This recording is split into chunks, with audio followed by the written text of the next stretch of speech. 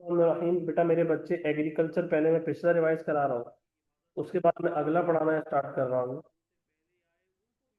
Agriculture, सबसे पहली बात हमने क्या पढ़ा था भाई? फॉर एग्जाम्पल इंपॉर्टेंट टर्मिनोलॉजीज पढ़ी थी। इसमें हमने देखा था कि भाई इंपॉर्टेंट टर्मिनोलॉजीज के अंदर के बेटा मेरे बच्चे, जिसमें हमने डिफरेंट टाइप ऑफ क्रॉप्स पढ़ी थी। दिखाएं, किसकी detail? Different type of crops. बेटा मेरे बच्चे डिफरेंट टाइप ऑफ क्रॉप्स के अलावा, डिफरेंट टाइप ऑफ फार्मिंग के अलावा, डिफरेंट टाइप ऑफ क्रॉप्स हो गई, डिफरेंट टाइप ऑफ फार्मिंग हो गई, इसके अलावा अल्लाह भला करे मेरी जान, अगली बात आप क्या बताएंगे? आप अगली बात समझाएंगे। इंपॉर्टेंट टर्मिनोलॉजीज के बाद हमने क्या पढ़ा था? हमने पढ़ा था भाई फार्मिंग कितने टाइप की होती है। दो टाइप की फार्मिंग होती है, एक सबसिस्टेंस फार्मिंग होती है और एक कमर्शियल फार्मिंग होती है। सबसिस्टेंस फार्मिंग में और कमर्शियल फार्मिंग में का फर्क क्या होता है मेरी जान? सबसिस्टेंस फार्मिंग में और कमर्शियल फार्मिंग में बेटा मेरे बच्चे मेरी जान, सबसिस्टेंस फार्मिंग में, कमर्शियल फार्मिंग में, इसके बाद बेटा मेरे बच्चे हमने मेन क्रॉप कौन कौन से पढ़े थे? व्हीट, राइस,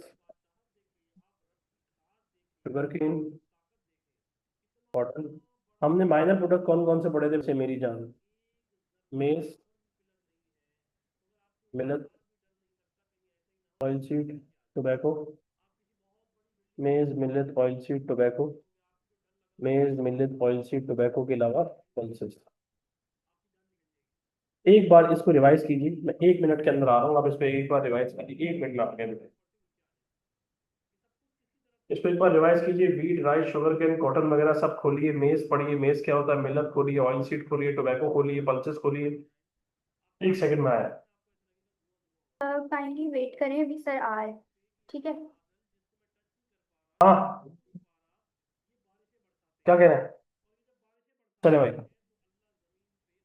एग्रीकल्चर में बेटा मेरे बच्चे मेरी जान, अपने आप को इम्पोर्टेंट टर्मिनोलॉजी मैंने आपको इम्पोर्टेंट टर्मिनोलॉजीज पढ़ा दी थी, आप समझा दिया था। सबसिस्टेंस फार्मिंग, कमर्शियल फार्मिंग में डिफरेंस समझा दिया था। इसके बाद बेटा मेरे बच्चे wheat, rice, sugar cane, cotton, maize, millet, oil seed, tobacco, pulses, ये सारी बातें, ये सारी चीजें मैंने आपको समझा दी थी। सारे मामला मैंने आपको समझा दिए थे मेरी जान। अगली बात, अब मेरी बात को याद रखेंगे, मेरी बात को समझेंगे कि जानू वीट वीट के HYV सीड का नाम फटाफट चैट बॉक्स पे लिख के बताइए। वीट के HYV सीड का नाम। वीट के HYV सीड का नाम। मैक्सी पाक, शाबाश, वेरी गुड, शाबाश। राइस के, राइस के, शुगर केन के, शुगर केन के, कॉटन के।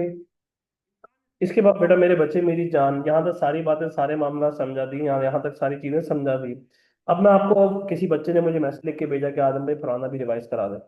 पुराना बेटा मेरे बच्चे मेरी जान, वीट रबी क्रॉप है, बाकी ये तीनों राइस, शुगर केन, कॉटन खरीफ क्रॉप है। वीट को कम पानी चाहिए होता है, राइस, शुगर केन, कॉटन को ज्यादा पानी चाहिए होता है। इसके अलावा बेटा मेरे बच्चे वीट के HYV सीड याद करा दिए, राइस के अल्लाह भला करे HYV सीड याद करा दिए, शुगर केन के HYV सीड याद करा दिए, कॉटन के HYV सीड याद करा दिए। उसके बाद बेटा मेरे बच्चे मेरी जान, कमर्शियल फार्मिंग बच्चे साथ। इसके बाद मैंने आपको माइनर प्रोडक्ट्स याद कराए। मेज भुट्टे को बोलते हैं, मिलेट ज्वार और बाजरा को बोलते हैं, ऑयल सीड की डिफरेंट टाइप्स होती हैं, sunflower, soybean, tobacco Mardan Peshawar में, पंजाब में ग्रो होता है, पल्सेस रिच इन प्रोटीन दालों को बोलते हैं। आज हमारे पास स्टार्ट हो रहा है लाइव स्टॉक फार्मिंग। आज हमारे पास बेटा मेरी जान स्टार्ट हो रहा है live stock farming. Live stock farming जानू क्या होगा? लाइव स्टॉक फार्मिंग बेटा मेरे बच्चे मेरी जान, इसमें एनिमल से कंसर्न होता है, इसमें एनिमल से कंसर्न होता है। और लाइव स्टॉक फार्मिंग में मेरे बच्चे कौन कौन से एनिमल हैं? काउस, बुफेलोज, हेन्स, गोट, शीप। काउस क्या प्रोवाइड करती हैं? काउस मिल्क और मीट प्रोवाइड करती हैं। बुफेलोज क्या प्रोवाइड करती हैं? बुफेलोज मेन सोर्स है मिल्क का। हेन्स चिकन और एग्स प्रोवाइड करती हैं। गोट्स मटन और वूल। शीप मीट को क्या बोलते हैं? काउ गोट के मीट को क्या बोलते हैं? गोट के मीट को बोलते हैं बेटा मेरे बच्चे मेरी जान, बातें सारी चीज। हेन्स में चिकन और एग हो गया। चले भैया मेरी जान, अब इसके बाद जानू आज हमारा ये 8 चैप्टर स्टार्ट हो गया है। 8 चैप्टर में आज हमारा 8 चैप्टर एंड हो जाएगा इंशाल्लाह। मैंने आपको यहाँ से सारी बातें समझा दी, सारे मामला समझा दिए, ताकि अब हम जब 5 नंबर सेशन करेंगे उसमें हम एग्रीकल्चर का भी सवाल करेंगे मेरी जान आपको। बेटा मेरी जान, मैंने आपको बात समझाई। इसमें मिल्क हो गया, मीट हो गया, मीट में बीफ हो गया, मिल्क में बुफेलो हो गई, हैंस में चिकन और एग्स हो गए, गोट्स में मटन और वूल हो गया, शीप में बेटा मेरे बच्चे मेरी जान मटन और वूल हो गया। अब इसके बाद बेटा मेरे बच्चे मेरी जान, इस पता नहीं आज क्या इसको तकलीफ हो गई है, क्या इसको परेशानी हो गई है, क्या इसको मुश्किल हो गई है। मुझे अंदाजा नहीं है क्या इसको परेशानी हो गई है। आज चलने का नाम ही नहीं ले रहा है, पता नहीं क्या तकलीफ हो गई, बार बार बंद भी हो रहा है। इसके बाद बेटा मेरे बच्चे मेरी जान, मैंने आपको अगली बात समझाई, आपको अगली बात बताई। अगली बात बेटा मेरे बच्चे मेरी जान क्या होगी कि भाई फॉर एग्जाम्पल ये काउस हो गई, बुफेलो हो गई, हेन्स हो गई, गोट्स हो गई, शीप हो गई। अब काऊ की डिफरेंट टाइप होती है। ओके। काऊ की टाइप्स कौन सी होती है? अगर मिसाल के तौर पर गाय बहुत ज्यादा खूबसूरत है, पिंक नोज है, तो वो नखरी हो गई।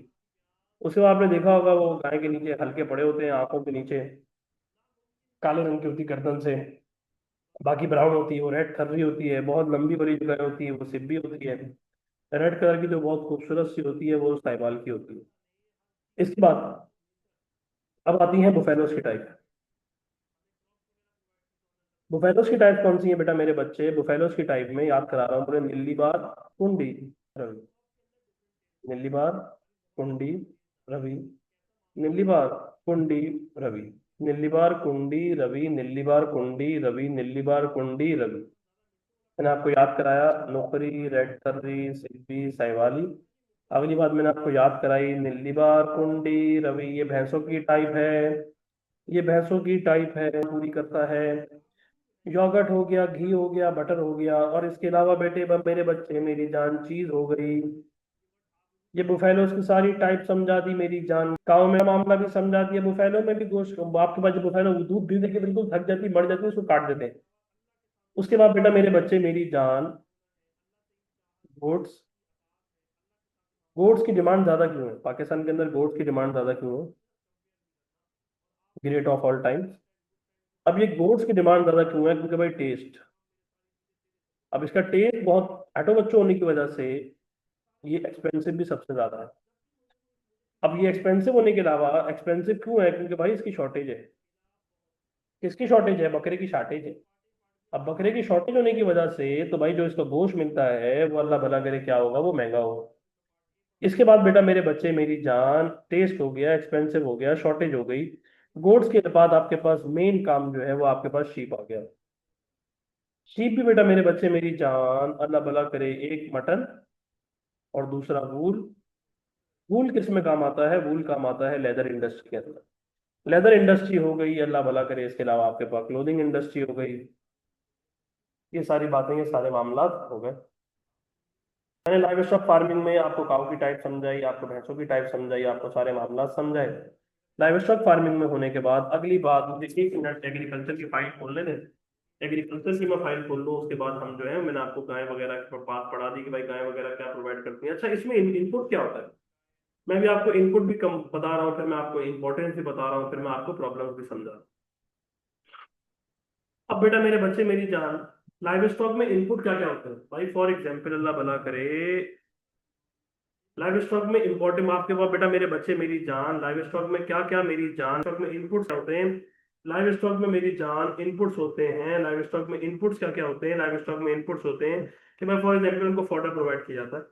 फॉडर प्रोवाइड करने के अलावा वाटर प्रोवाइड किया जाता है। वाटर प्रोवाइड करने के अलावा लैंड, ओपन लैंड प्रोवाइड किया जाएगा। इसके बाद लेबर वगैरह प्रोवाइड किया जाएगा। प्रोसेसेस क्या है भाई? ब्रीडिंग वगैरह होती है। ब्रीडिंग वगैरह क्या होती है? फॉर एग्जाम्पल अल्लाह भला करे, ब्रीडिंग वगैरह के अंदर जो है वो जानवर वगैरह पैदा होते हैं और आपके पास क्वांटिटी बड़ी होती है। फीडिंग वगैरह होती है, खिलाया पिलाया जाता है। मिल्किंग होती है, मिल्क वगैरह निकाला जाता है। स्लॉटरिंग, स्लॉटर कर दी जाता है। और इसके अलावा अल्लाह भला करे, स्लॉटरिंग के अलावा बेटा मेरे बच्चे, और इसके बाद आउटपुट क्या होता है? मिल्क हो गया, मीट हो गया, वूल हो गया और एग्स हो गए। इसके बाद बेटा मेरे बच्चे इनपुट हो गया, प्रोसेस हो गया, आउटपुट हो गया। इनपुट हो गया, प्रोसेस हो गया, आउटपुट हो गया। इनपुट हो गया, प्रोसेस हो गया, आउटपुट हो गया। सबसिस्टेंट फार्म के अंदर फार्म का साइज छोटा होगा। फॉडर अच्छी क्वालिटी का नहीं होगा। वाटर नॉर्मल पॉन्ड वगैरह, लीक वगैरह से फीड हो, नॉर्मल प्रॉपर तरीके से मामला अवेलेबल नहीं होगा। अब यही मामला कमर्शियल में होगा तो लैंड का साइज बहुत बड़ा होगा। फिर वाटर का प्रॉपर तरीके से मामला होगा। ब्रीडिंग में आपके पास जो है वो अल्लाह भला करे आर्टिफिशियल ब्रीडिंग की जाती है। फीडिंग में बहुत छाटो बच्चों तरीके से खिलाया जाता है, घी चलता है, मक्खन चलता है, बहुत सारे आइटम्स वगैरह चलते हैं। उसके बाद आउटपुट वगैरह में उसमें भी आउटपुट वही होता है, मिल्क, मीट और वूल और एग। अब लाइव स्टॉक फार्मिंग क्या होती है? एक होते हैं नोमैड्स, जो अपने बीवी बच्चों के साथ, अपने जानवरों के साथ घूमते फिरते रहते हैं, और वो जानवरों के साथ घूमते फिरते रहते हैं पानी की तलाश में, खाने पीने की तलाश में। ये होगी nomadic farming.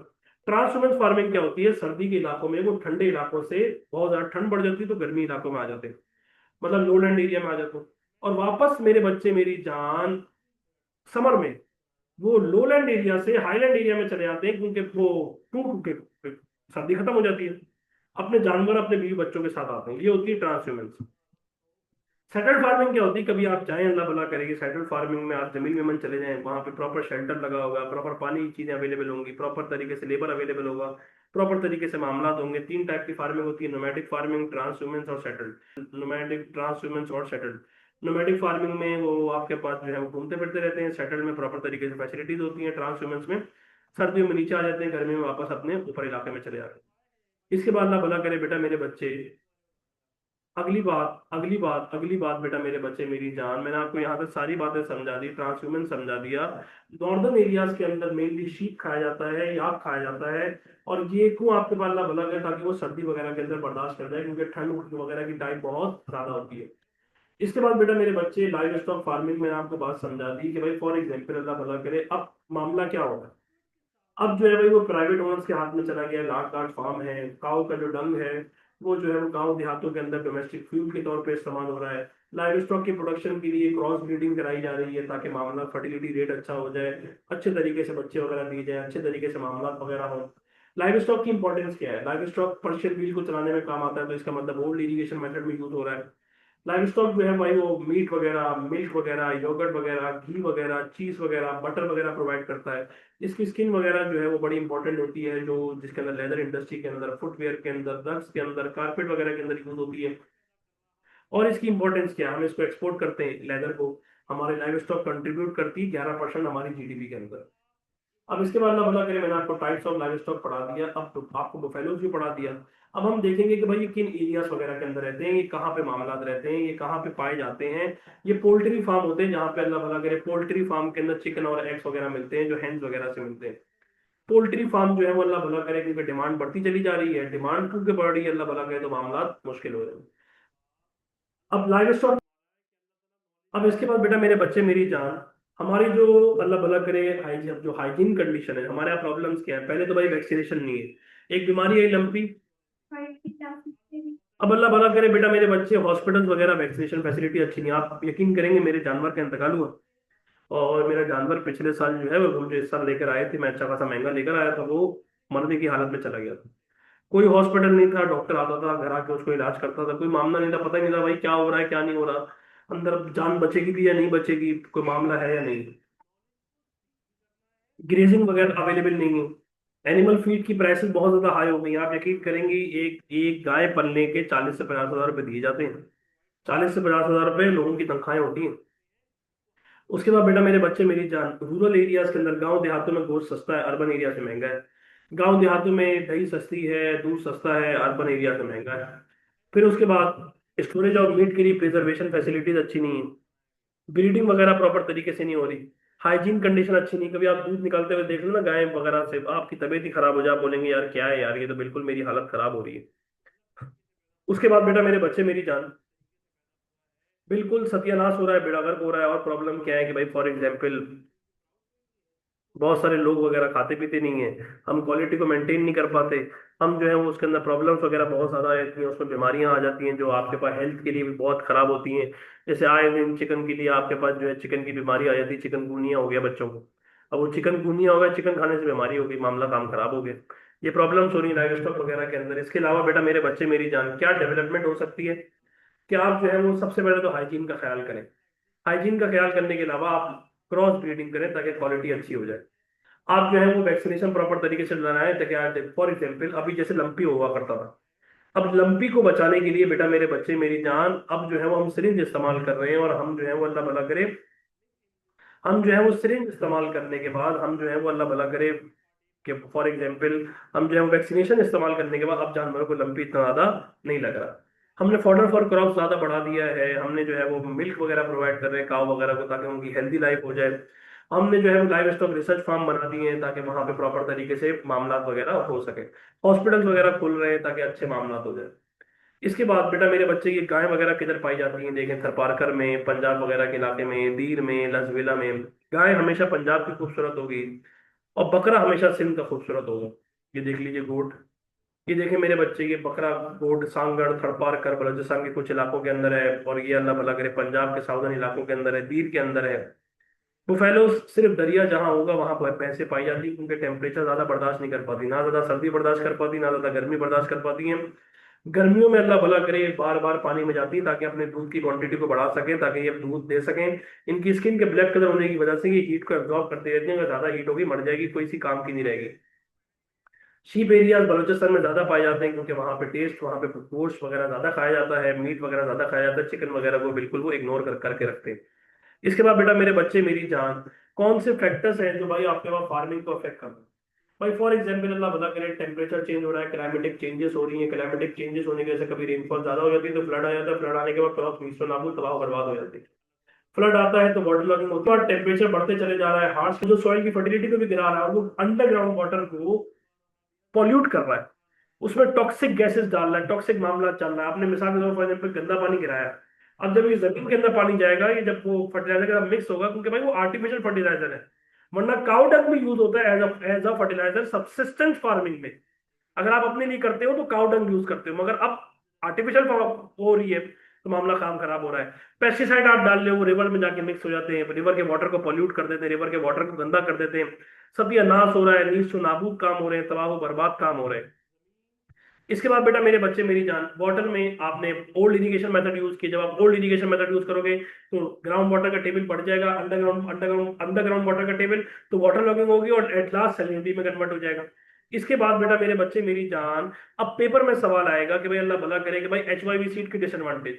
HYV seed crop की क्वांटिटी को तो बढ़ाता है, मगर लैंड की फर्टिलिटी को रिड्यूस करता है, लैंड की पॉल्यूशन के चांसेस बढ़ा देता है। इसके बाद अल्लाह भला करे बेटा मेरे बच्चे, मैंने आपको सारी बातें यहां तक समझा दी। पेपर में सवाल आएगा what is land reform. Land reform is the rules and regulation about the land, कि how much the land owner can hold the land, कितना कितना ओनर एक ओन कर सकता है, कितना वो ओन अपने पास रख सकता है। जैसे कि अयूब खान ने निकाला था 1000 एकड़ इरिगेटेड, 500 एकड़ अनइरिगेटेड। जुल्फिकार अली भुट्टो ने निकाला था 500 एकड़ अनइरिगेटेड, 250 एकड़ इरिगेटेड। अगली क्लास में, आज माजरत क्लास बार बार डिस्टर्ब भी होती रही और क्लास भी छोटी रहेगी इंशाल्लाह ताला। अब जो है वो मैं ज्योग्राफी में बेटा मेरे बच्चे मैं इसके पास से कराऊंगा इंशाल्लाह ताला। आपको जो है वो प्रॉपर तरीके से, और कोई सवाल है तो मुझसे सवाल पूछ लीजिए। आज मैंने आपको क्या क्या पढ़ाया वो तो आपको रिवाइज करा रहा हूँ मेरी जान। सबसे पहले मैंने आपको लाइव स्टॉक फार्मिंग पढ़ाई। लाइव स्टॉक फार्मिंग में टाइप्स कितनी होती है? 3 टाइप होती है। सबसे पहले नोमैटिक, सेटल्ड और ट्रांसमिबल। उसके बाद इन्हीं फार्मिंग के अंदर 2 टाइप की फार्मिंग होती है, एक सब्सिस्टेंस फार्मिंग होती है, कमर्शियल फार्मिंग होती है। सब्सिस्टेंस फार्मिंग फैमिली पर्पज के लिए करते हैं, कमर्शियल फार्मिंग बेचने के लिए करते हैं। मुर्गी की डिमांड भी बढ़ती जा रही है, क्योंकि चिकन की डिमांड बढ़ रही है, सोर्स ऑफ प्रोटीन है, एग्स की डिमांड बढ़ रही है। इसके बाद अल्लाह भला करे मुर्गी की डिमांड के अलावा मीट की डिमांड आपके पास, मटन की डिमांड भी बढ़ रही है, क्योंकि भाई वहाँ ज्यादा खाया जाता है और टेस्ट उसको ज्यादा पसंद है। इसके अलावा मिल्क में बाकी मामला भाई, काउस वगैरह जो है उसका लेदर इस्तेमाल होता है, उसका मीट वगैरह इस्तेमाल होता है, उसको मिल्क वगैरह में काम आता है। 1 मिनट सबर कीजिएगा, मैं देख लूँ बाहर, फिर उसके बाद मैं बता रहा हूँ वो आपके पास, आपने अगर कोई चीज कॉपी करनी हुई तो बस वो हना भी आपको कॉपी करवा देगी। ये वाली फाइल भी जो है ग्रुप पे भिजवा रहा हूँ मेरी जान। हाँ हाँ,